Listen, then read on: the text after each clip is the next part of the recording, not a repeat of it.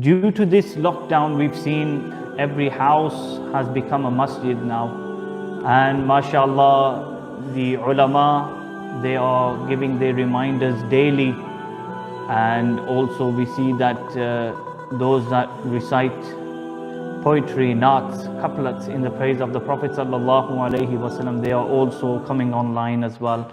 And they are motivating us and instilling and increasing that love that we have for our beloved Prophet sallallahu alaihi wasallam. So what is a naat? Naat, these are couplets, poetry in the praise of the Prophet sallallahu alaihi wasallam. And this naat khani, it holds great importance and virtues. Allah subhanahu wa ta'ala praises him, and then you have his name is Muhammad, which means kathara khisalul hamida, the one who has over an abundance of praiseworthy qualities. So they say that Allah subhanahu wa ta'ala praised him, those that came before, those that will come after, everyone.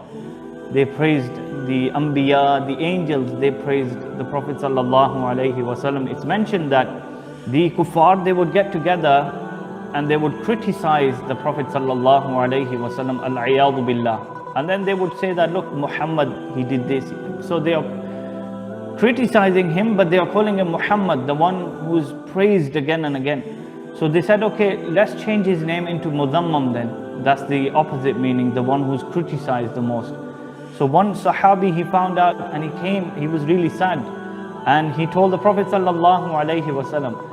And the Prophet sallallahu alaihi wasallam, he said, look, Allah is saving me from their swears. They are swearing at Mudhammam. I am not Mudhammam, I am Muhammad sallallahu alaihi wasallam. So even if we look at the Quran, in the Quran, the Prophet sallallahu alaihi wasallam has been praised. وَرَفَعْنَا لَكَ ذِكْرَكَ وَمَا أَرْسَلْنَاكَ إِلَّا رَحْمَةً لِلْعَالَمِينَ. हम नात की सूरत में Quran सुनाते हैं. So even if we look at the Sahaba, they praise the Prophet sallallahu alaihi wasallam. You have companions that wrote poetry and naats in the praise of the Prophet sallallahu alaihi wasallam.